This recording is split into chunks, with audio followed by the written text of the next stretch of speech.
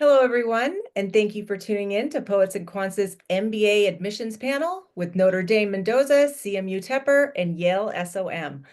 I'm your host, Christy Blyzeffer of Poets and Quants.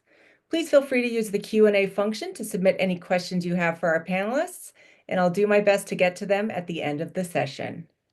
Well, let's begin by getting to know our panelists. Thank you all for taking the time to be with us today and tell us about your programs.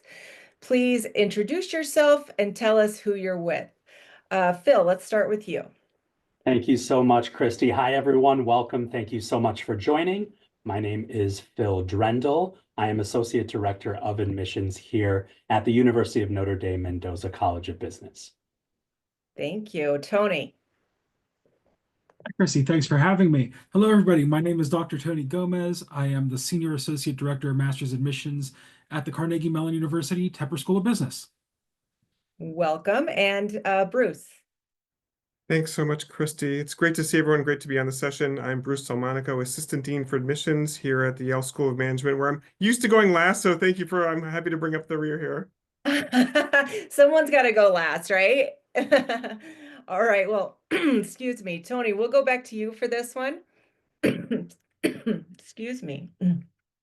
What would you say are the key differentiators for your MBA program? Yeah, absolutely.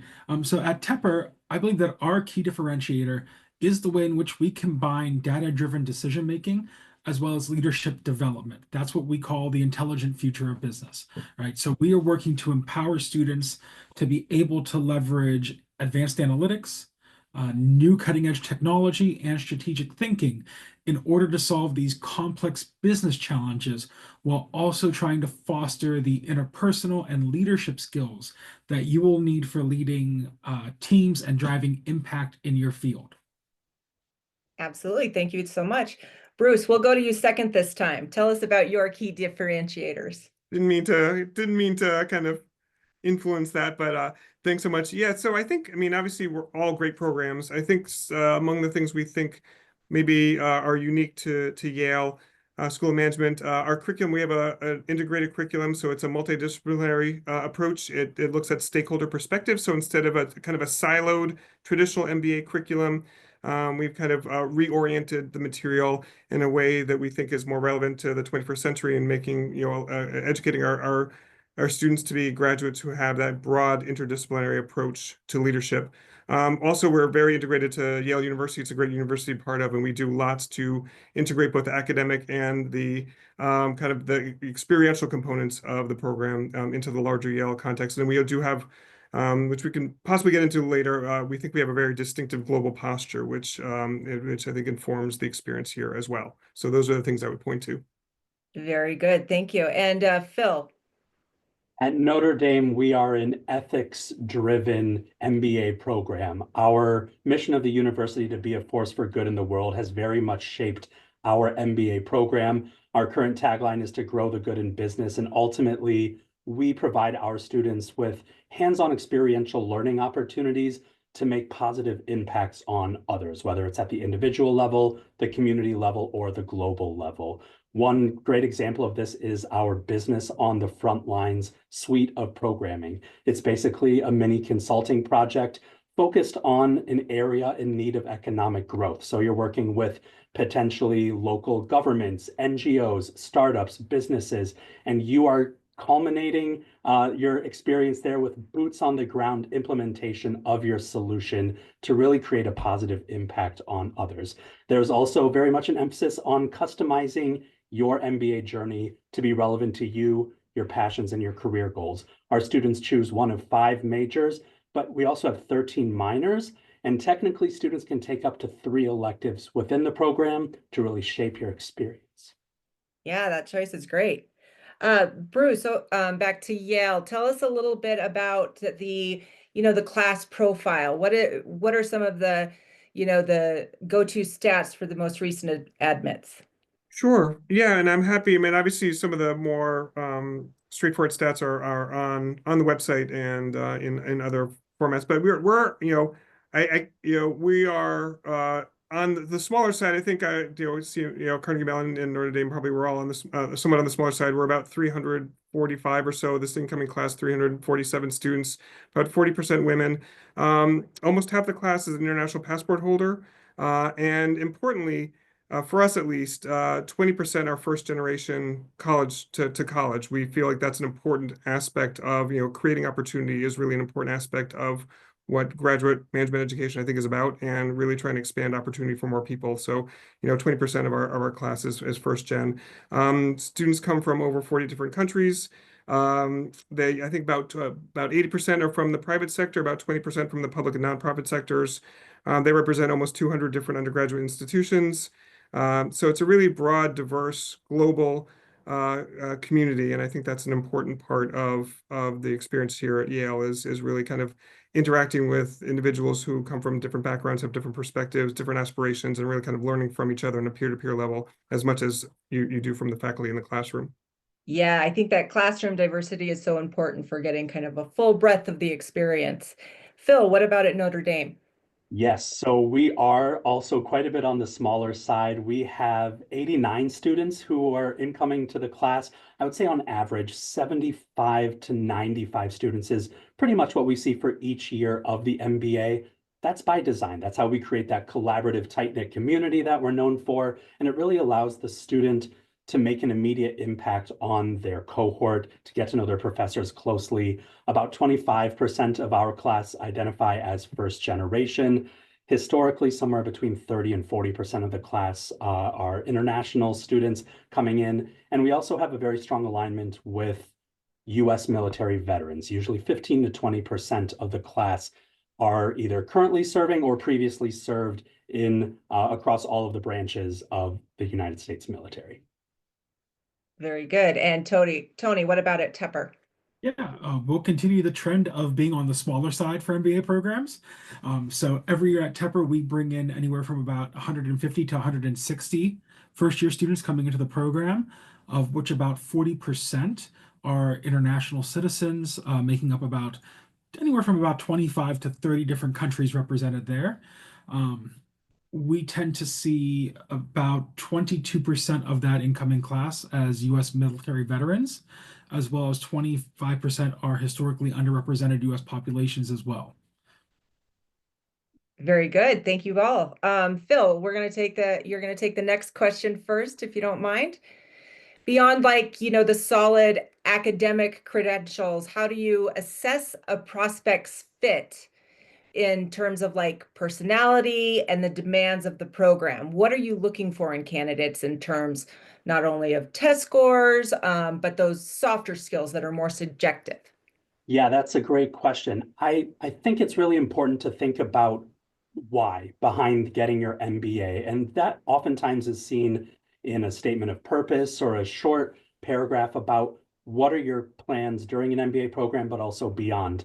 Not only in an admissions process are you trying to show a school what makes you stand out, but also we want to make sure that you are aligning with what we have to offer.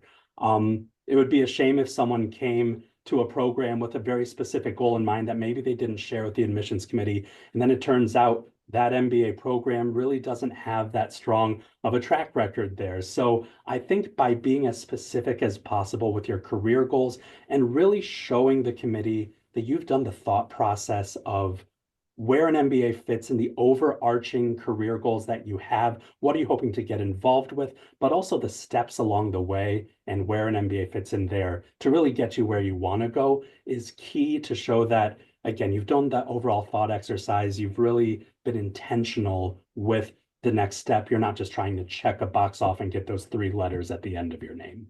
Yeah, absolutely. Great advice.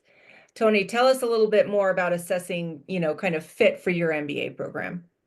Absolutely. So as everybody's aware, numbers only tell part of the story, right? With that student profile.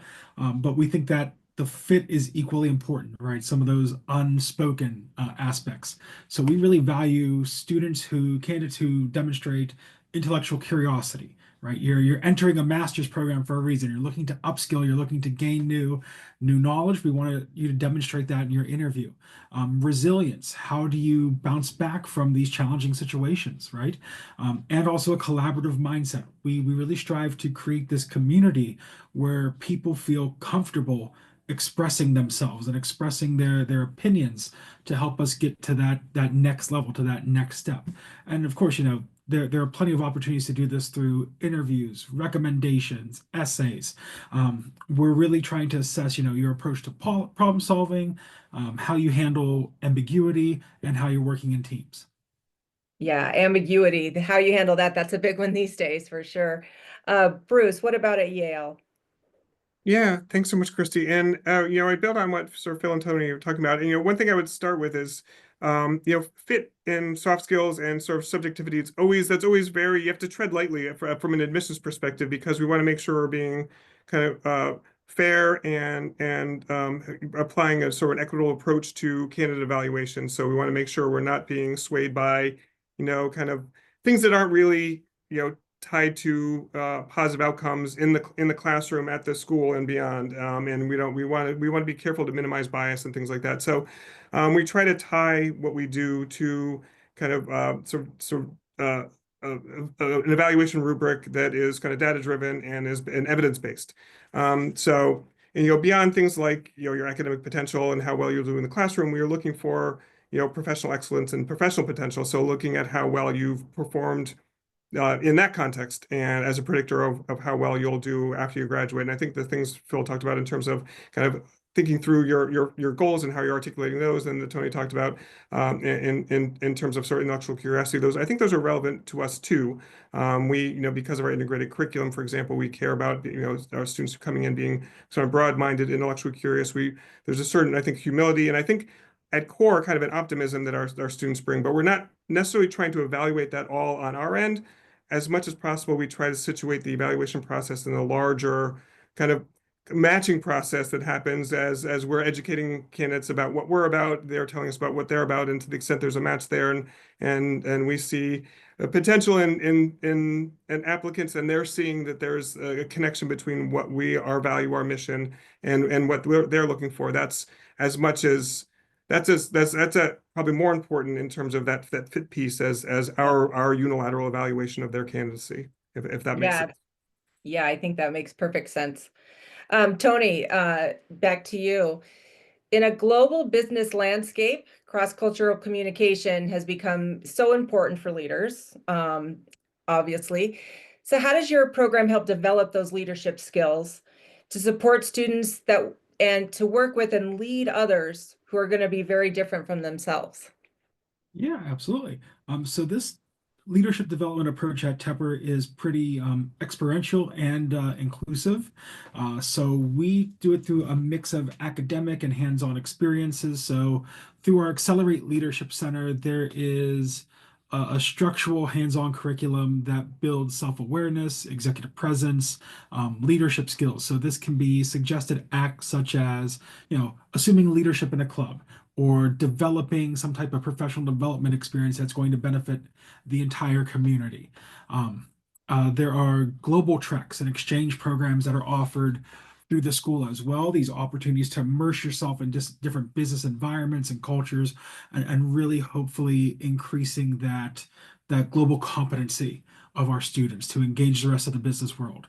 And of course, some ethical leadership training within the curriculum as well, integrating real world case studies on diverse teams, ethical decision making, and leveraging those analytics for inclusive business practices. So something we've recently developed have been several courses within the ethics of AI in business, right? Trying to leverage that new technology with some of these unanswered questions that are still lingering about the best ways and the most appropriate ways to use it in the field. Absolutely, so important. Bruce, how about at Yale?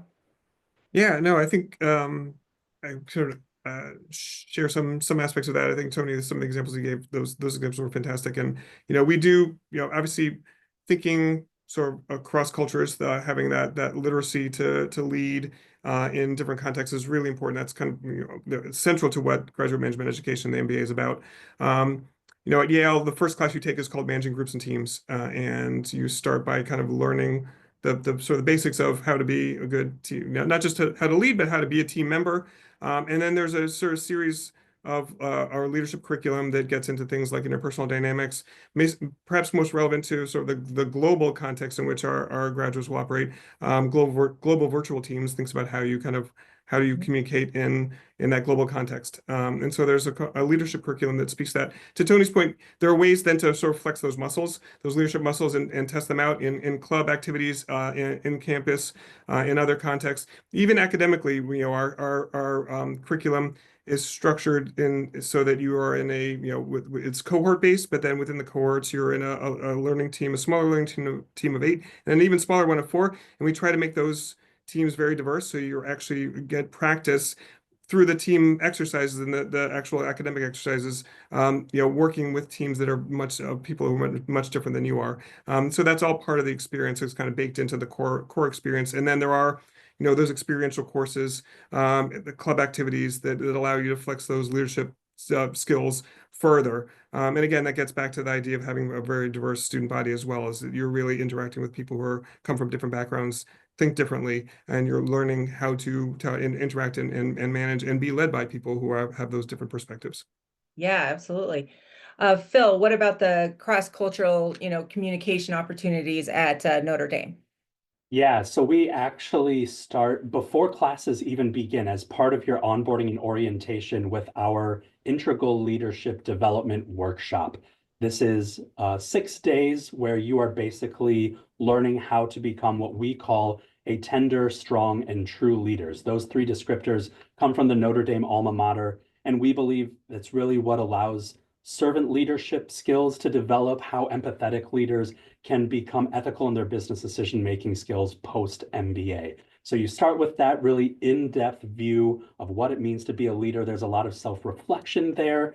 And as part of that, similar to what Bruce mentioned, we have learning teams as well of 5 or 6 students from various backgrounds. So you may have someone from an accounting background, from a product management background, military veteran, and a couple of international students on there, someone from a non-traditional business background. And you're really working together from day one as kind of an ingrained study group. And you really rely on each other to take charge and lead from a classroom perspective of, okay, I have experience in this setting where maybe I know the rest of my learning team doesn't. Let me help outside of class really upskill everyone and really become experts in this subject matter. And then, as both Tony and Bruce mentioned, we have over 20 different clubs and organizations within the MBA program for you to take on leadership roles. We have what is called the MBA Association, which is basically student government, where you are voted into a leadership position by your peers. Others are more volunteer-oriented, where you can really make an immediate impact on your class and classes moving forward. And then finally, we have a lot of different case competitions like our Grow the Good DE&I case competition, or we have the McCloskey Venture competition through our Idea Center for Innovation and Entrepreneurship, where you can really lead teams with nice monetary rewards at the end there. And finally, as part of our curriculum, we actually have a business leadership minor, so courses and curriculum that very much align with how to lead diverse teams, how to really lead teams with the skills that you already have, and then develop and sharpen those that maybe you're looking to gain in an MBA program. Yeah, lots of opportunities there for sure. Bruce, you mentioned earlier about how it's so important for the candidate to assess the fit of the program as well as vice versa. And, talking with a lot of MBA students, I do think that now this generation is much more insistent of aligning kind of their work and personal values. So what advice do you have for applicants when they're looking at programs on how they assess that program to make sure those personal and professional goals are aligning? Sure. Yeah, no, I think that's a great question. I think that's an important insight, because I think we do see that happening more and more, that there is that alignment between the personal and the professional, and students coming in really want to make sure that they're doing things that are rewarding, fulfilling, they're meaningful, have impact. And as you're thinking about getting an MBA, thinking about where to do that, and where that alignment might best exist is important. Obviously, this panel hopefully has been helpful. I think I've learned a lot, obviously, about about Notre Dame and Carnegie Mellon, and kind of the I think that's one thing to think about. How do schools talk about themselves? Because that's going to be indicative of what your experience will be like, what your classmates will be like. I think that's an important thing, and so I think that's something to look at, and kind of from these kinds of sessions, looking on the website. I think another thing I would suggest too is like look at where graduates have gone and what kinds of things they're doing. That will also give an indication of, not necessarily by secondarily the experience, but certainly the kinds of people you'll be with, and the kinds of things they're doing as a kind of, you can kind of reverse engineer what that experience will be like from that. So I think that's an important thing, and we can. I think we can talk more. I didn't mention, for example, our mission of educating leaders for business and society, but certainly we talk about that a lot, and we live that mission. And I think that multi-sector approach, having leaders who, not just in the private sector, but the nonprofit and public sector, and who understand the interconnection among the sectors, is important. And I think that's something you'll get a sense of, if you talk to someone from Yale, or if you look at our website, or kind of attend an event. So learning more about those types of things, I think, can be helpful, and help you understand whether there's that fit between what you're looking for and how the school approaches graduate management education. Yeah, I really like that, kind of like kind of reverse engineering to see where, what kind of job you're looking for and where the candidates go. That's great advice. Phil, do you have any thoughts on this? Absolutely. I think a vibe check is so important in really determining what school fits with you. And I think that is definitely, as Bruce mentioned, seen by going through the website, talk to current students. They are very honest about their experiences in the best way possible. And I think it's really a good chance for you to get the feel of a program by student happiness and really the opportunities that they have had within the program. Speaking with alumni as well, all of our schools here have very amazing alumni that are very responsive on LinkedIn or through various portals. Reach out to them, especially recent alumni. I think you can learn a lot from their perspectives and experiences about how this program helped them grow. And ultimately, an MBA program is a great opportunity to grow and to learn. So I think by really understanding what are your personal goals now, but giving space and understanding that your personal goals may shift, they may grow, they may develop, they may change. And by finding a program that allows you kind of that flexibility, if you're looking for that, other students come in, they know what they want to do, they know what programs they want to be a part of, they know what clubs, extracurriculars, community involvement, and they're set. That's also great. So I think by really understanding that and understanding yourself starts that vibe check and really seeing how you can be a part of the larger community. Absolutely. Thank you. And Tony, any advice for applicants looking for a fit? Yeah, not too much to add there, right? I definitely echo what has been said before. As the youth say, it's all about the vibes, right? So making sure that, like Phil said, We're that too vibe check old to say is that, so that sorry. vibe check is on point. But no, it really is a reflective journey. It's an introspective journey here, right? Think deeply on the goals that you want, not just professional, but those personal development goals that you're looking for as well. The students and the alumni are the single best resource for Yeah, figuring out what it's actually going to be like as you're going through that program, right? yeah, Is this the program that's going to help me grow in the ways that I need to in terms of my soft skill development? Is there a culture and value system that are aligned with my learning style and my personal values as well? Um, is the does the Career Center have resources and a strong network within my target industry, but still nimble enough in case I find another interest while I'm going through this thing where I can still keep continuing at the same school? Those are all important things to think of. But yeah, just be reflective, ask yourself those questions, and you'll find your place. yeah. And I assume that prospective students are they allowed to kind of connect with people like the career services to get some of that information firsthand before actually joining the program? Are those all open conversations that they can have? Yes, very, very much so. Great, great. All right. So, as prospects are exploring their MBA program options, what are some key things you suggest they think about as they determine which programs they will apply to? And Phil, let's go to you. I think thinking about their style of learning is going to be a good first step. Different schools have different styles in the classroom and out. At Notre Dame, we have a pretty wide range of how classes are delivered. And we really trust our faculty. We have a great mix of faculty that have, PhDs and are very academic, as well as those that have years, decades of industry experience as well. So a lot of times they'll shape the classroom to kind of fit what the outcome would look like. So if you're taking a finance class, they really shape the classroom to be very much like a finance role. So I think understanding how you fit within that is something to think about. Thinking about class size here and how you can make an impact is important as well.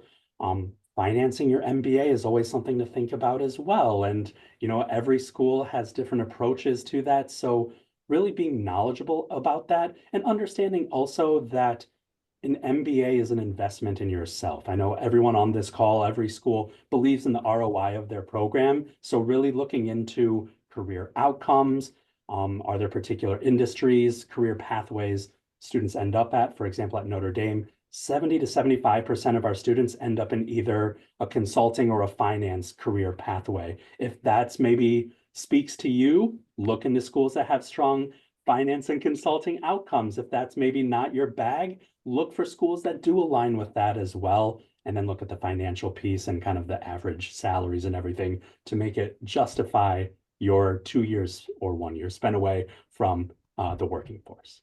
Absolutely. Tony, same question. What are some of those things that the MBA prospect should really be thinking about when choosing target schools? Yeah, much like Phil said, I'm gonna have to echo what he's saying here, right? So looking at that curriculum and teaching style, right?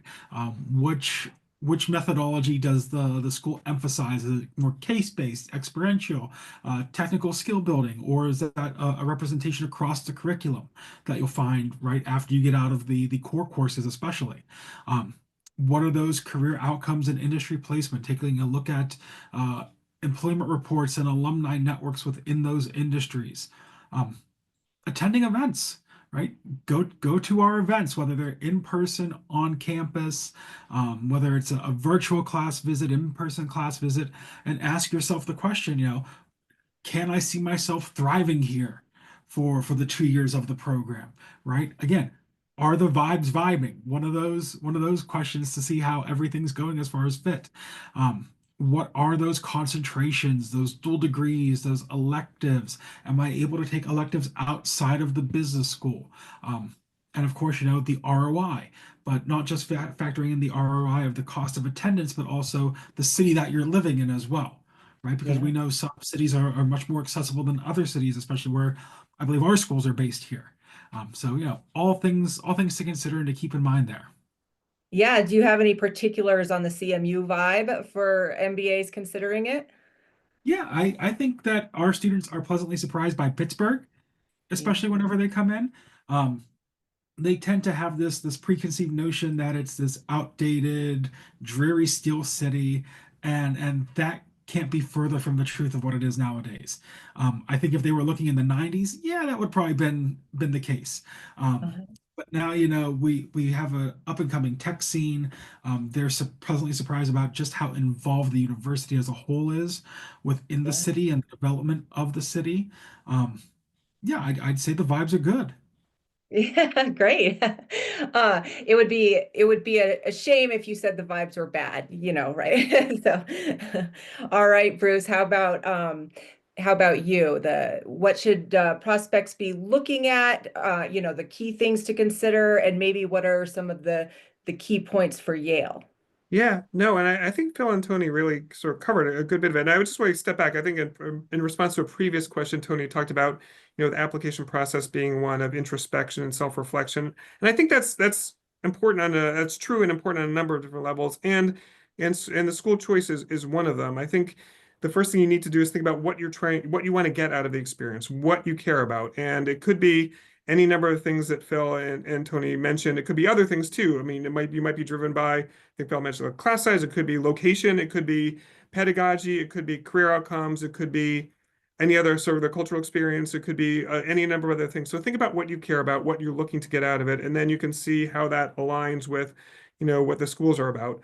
And I think, and this is kind of I guess, a high class problem. I think the one thing that I wanted to get out there, and that I think is important to know, and I was going to try and sort of chime in response to the previous question, but it might be better placed here is, you know, at any top school, you'll be well served at any top school. So any of us in any number of other schools, you will have a good experience, you will have good outcomes, and it is, I truly believe in the transformative nature of the MBA and of graduate management education. And the how things look in the specifics of how things look might be a little bit different from school to school, and you should care about those things and think about those things. But you will be well served at any of our schools and any number of other schools. And so I think that's an important aspect of it too, to hopefully make it seem less anxiety inducing in terms of like choosing just the right place. That said, we all are different. We all have our strengths and weaknesses and different personalities. I think for Yale, again, I think I used the word optimism previously. I think that's I think emblematic of what the school is about. We are and I think Phil talked about the servant leadership of Notre Dame. We do think of our sort of in a similar way, our students as having sort of a service orientation, thinking about not just what they can gain for themselves through their careers, but the kind of positive impact they can have. I think our students generally want to have, make things better than the way they found it. And I think in terms of the experience here, I echo Tony. I think New Haven's a lot like Pittsburgh. There are a lot of sort of northeast cities that maybe had a kind of industrial decline in the sort of mid to later part of the 20th century. Have had that rebirth, and then New Haven is a very vibrant place. I think people are surprised by the experience, and I think of being in the city. I think they actually they think they were going to come to Yale and spend most of their time going into New York, on the weekends and kind of hanging out in New York. And actually, they spend most of their time in New Haven because they find there's a lot to do here, and they really enjoy it. It's a nice community. Similarly, I think they find that Yale, I think there's a preconception of Yale as being kind of sort of elite Ivy League. People are standoffish or kind of condescending, and actually they find that people are really nice and everyone wants to, very welcoming, and there's a lot of, as I mentioned earlier, a lot of interaction across the schools. So there's a tight community of graduate and professional schools here, ways to connect both academically. You can take as many electives as you want across the university, but also socially. There's a graduate and professional school student pub where students from different schools get together, and so there's just a lot of ways to connect across the university, which I think is a nice aspect of the experience. Yeah, absolutely. Tony, I think this next question is one that a lot of prospects might be really particularly interested in. So do you want to kind of describe how some of those really cutting edge, trends in both tech, business in general, and certainly in MBAs, fields like AI, sustainability, the business side of healthcare. Tell us kind of what your program is doing in those spaces, and how that's kind of will setting people up for what the future career prospects will be. Yeah, absolutely. So I'll focus more on AI because that seems to be our bread and butter there, right? Gotcha. So Carnegie Mellon, we tout ourselves as the birthplace of machine learning. We had one of the first academic departments of machine learning in the entire nation. So it's not a niche topic test. It's not a new topic test. It's something that we are very comfortable moving in that space and sharing those breakthroughs with the rest of the community. So we Our curriculum really includes a lot of courses on machine learning for business, AI-driven decision making, digital strategy. That's going to ensure that our graduates have that hands-on experience with these new technologies that are continuing emerging, continuing iterating. We tap into the CMU AI lab. Um, in order to make sure that students have access to the research, right, and the interdisciplinary projects that are going on between Tepper, the School of Computer Science, and the Robotics Institute at CMU as well. Um, they are applying these tools through their capstone projects, through corporate sponsorship, through hands-on experiential learning. So one of our courses, I forget the name of the course at the top of my head, but one of our professors has developed an AI assistant essentially to help our students navigate tough conversations that they'd be having with employees, right? Here you have an employee who's going on a PIP, professional improvement plan. How do you help coach her going through this plan, right? How do you keep in mind that emotional intelligence level that you need to effectively manage people? So yeah, I think that, at a time when all businesses are grappling with this AI ethics, automation, digital transformation, that we're really positioning our graduates here to stand out and hopefully bridge the gap between tech and ethical leadership. Right, absolutely. Do you find that employers are already kind of asking for this kind of expertise in the graduates and their, prospective hires? We are. So if you take a look at the recent employer survey from GMAC and the skills that employers are looking for, um, I believe that AI jumped from not being on the list in the past year to being like Yeah. number 3 or number 2 on the Mhm. list that they're looking for right now. Yeah, very interesting.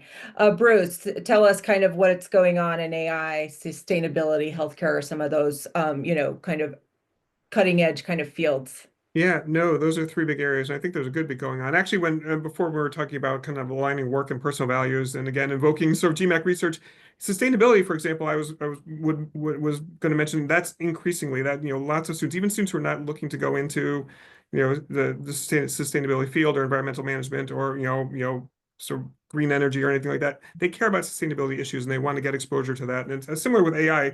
As Tony said, it's not as though everybody's going to be kind of that's going to be the central to what they do, but they need to be conversant, they need to be knowledgeable, and they need to be facile with these areas. So, I think one thing I could talk, I could talk about specific initiatives. One of the nice things I think about again coming to Yale is the connection to the university, which I don't hopefully don't sound like a broken record. Yeah. But the one aspect of that is the connections to other schools. So and on sustainability, we have the environment school actually just a block away from us here. It's the first environment school in the country. We have a joint degree. We have the Center for Business and the Environment at Yale C-Bay, and so there's a lot of research. There are case writing, symposia, and other activities around sustainability issues that kind of that for which that's kind of the hub, although there's a lot happening generally. AI, similarly, we just started a joint degree with our engineering program, and Kyle Jensen, who actually leads our entrepreneurship program here, is a tech entrepreneur himself, and he has developed a number of courses in AI and large language models, and in addition to things like being a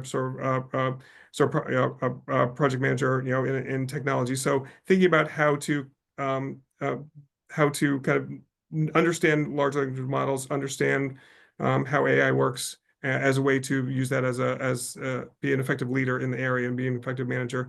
And healthcare, as another example, this is where again connections we have coming up later this spring. We have our annual healthcare conference. It's collectively run by students from the School of Management, students from our School of Public Health, the medical school, and the nursing school, and they collectively work on it together and put it on together. So I think that connection across the university and tapping into those expertises that exist, if that's a word, that exists elsewhere, is really helpful in addition to the things that are happening here specifically. And so I Yeah, think you can't do that's anything important. in a silo anymore, that's for sure. Phil, how about at Notre Dame? And that's exactly what I was going to say. We're seeing a lot of blending of all of these as well. Like, yes, we have AI and we have sustainability and we have healthcare. It's all kind of blending together, which I think is really great in that a lot of programs allow you to, have kind of that wide range of classes that you can take. And within those classes, so for example, I mentioned the 13 different minors we offered here at Notre Dame. You can lead the discussion. So while a class may be focused on machine learning or AI ethics, you can really then take that and say, yes, but what does that look like in this industry? What does that look like in sustainability within healthcare?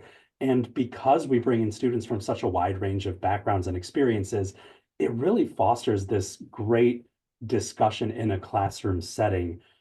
We have professors who are very much at the forefront of AI as well. Our newly appointed Senior Associate Dean for Student Life has experience as an entrepreneur. He's working really hard to make AI ethics a required course as part of our core curriculum within the program as well.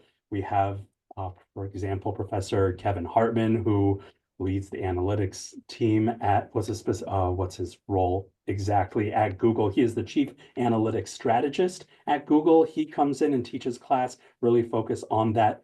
But it all really ties again to our mission at Notre Dame to grow the good in business. And how can we do all of these in an ethical way? So I really think while we have professors that work across various departments and schools on campus, kind of similar to what Bruce mentioned, you have the opportunity to take classes outside of the MBA core curriculum, focused on sustainability, focused on engineering or AI, computing, data science, things of that nature. But it's really, we give the freedom for our students to be able to explore these topics and really grow, and then research opportunities in the Idea Center or in Notre Dame Industry Labs to really grow these ideas and really become subject matter experts. Yeah, absolutely. Well, we've got a few more minutes here, so I'm going to give you each a chance to kind of really tell people the best way to get in touch with your school for more information. But I also think it might be fun if you guys have like a really signature experience for your MBA program that you'd like to tell prospects about. If all schools are kind of, in the sphere, maybe that would be the differentiator for some people really looking for that experience. So if you'd like to add that on, that would be great. Bruce, tell us how do people should get in touch with the Yale SOM program, and if you have that Yale experience. Yeah, sure. I mean, I think the best way to reach us is, I mean, if you want to reach the admissions directly, it's mba.admissions@yale.edu is the best way. But go on our website, som.yale.edu, and we have events, activities, lots of things coming up to connect with students, to connect with alumni, members of the community. I think that's a great way to learn more. But those are the two things I would point to. In terms of a signature experience, I mean, one thing I would this might turn. I'll give maybe two quick ones. One that might turn people away is we have a bunch of events throughout the year to support the internship fund, which supports students who do nonprofit and public sector internships or between the first and second years. Coming up is Star Search, and I and a couple other members of the staff and faculty always do the kickoff song. We do for Star Search, but that might turn people away from the program. So I mentioned that. Send us a video so we can put it up. We usually set the tone of levity in the Star Search, but more seriously, we have an event called SOM Voices every Monday when school's in session. A handful, 2, 3, 4 students get up and tell, it's a closed room of students, and sometimes faculty and staff participate as well, talking about something meaningful to them. It could be personal, could be professional. And it's a way for community build and for members of the community to get to know each other. And I think that happens every week on Monday nights. And I think it's a great experience and great aspect. And I think it's telling of what the Yale community is about. Absolutely. Thank you. Phil. Absolutely. If you have questions, if you'd like to follow up, if you'd like to set up a one-on-one chat with me or another member of the MBA admissions committee, feel free to email us at mba.business@nd.edu. You can also go to our website, mendoza.nd.edu. And if you go to the MBA section of the website, at the bottom, there's an events calendar. We host a wide variety of virtual events, on-campus events. We have MBA visit days, where we do offer also a select number of hotel rooms for those visiting from out of town, that we'll comp for you, we'll sponsor for that as well. We also are on the road at several events this spring and going into the summer and the fall across the United States and around the world. So we hope to see you there. As far as signature events, we have a lot of student-led initiatives. Within the last 5 years, students have actually created a couple of signature events. One is our Grow the Good Gala, which is kind of a fancy dress event where there's also silent auction, but it all goes to sponsor a local group, NGO organization. This last year, we worked with Mercy Works. In the past, we've worked with St. Margaret's House for Women and Children, and it's just a great opportunity. We also have our Diversity and Heritage Ball, where students come in and there are lots of different opportunities for you to learn about the backgrounds, what shaped them, what is important to them, and where they've come from thus far, and what they'd like to share with their classmates. So those are a lot of fun. And of course, it wouldn't be Notre Dame without mentioning football at some point. So one great opportunity for you as an MBA student is you get the opportunity to purchase season tickets in the students section at a nicely discounted rate that I'm very jealous of. And you are in the middle of the students section. It goes freshmen, sophomores, graduate students, juniors, seniors, and you get to take part of all of the amazing traditions. Our football team was pretty good this last season, made it to the college football championship game. But you are really truly integrated into everything that the campus has to offer, including football. Oh, fun. And Tony, how about at Tepper? Yeah, at Tepper, you can reach out to us via email. That is tepper-mba@cmu.edu. We also have a list of our in-person and virtual engagements that are available through tepper.cmu.edu/MBA. You can also meet us on the road. As far as the admissions team is concerned. And of course, you can go on to our ambassador page at that same site to connect with our student ambassadors from our office, hear it right from the source. As far as traditions at Tepper, every Friday we host an informal happy hour in the Master's Commons called Beers. And it is just as simple as that, right? It is a time for every master's student at Tepper to gather together, decompress after a long week of studying, recruiting, networking, whatever they may have been doing, and just to crack open a cold one with their friends, share some of their highs, commiserate over their lows, and let their hair down and really get to know one another. Well, I am sold. So I will be in the next MBA program at Tepper for beer. So all right. Well, thank you all again for joining us. Thank you for your time and these valuable insights. And of course, thank you to all our viewers. Be sure to watch the remaining panel sessions. We had several today and yesterday, and you can find those on our website. You'll also be able to, also at poetsandquants.com, we have many student profiles, articles, in-depth school profiles to help you really, get that target list that you think is the best fit. And as always, until next time, thanks for listening.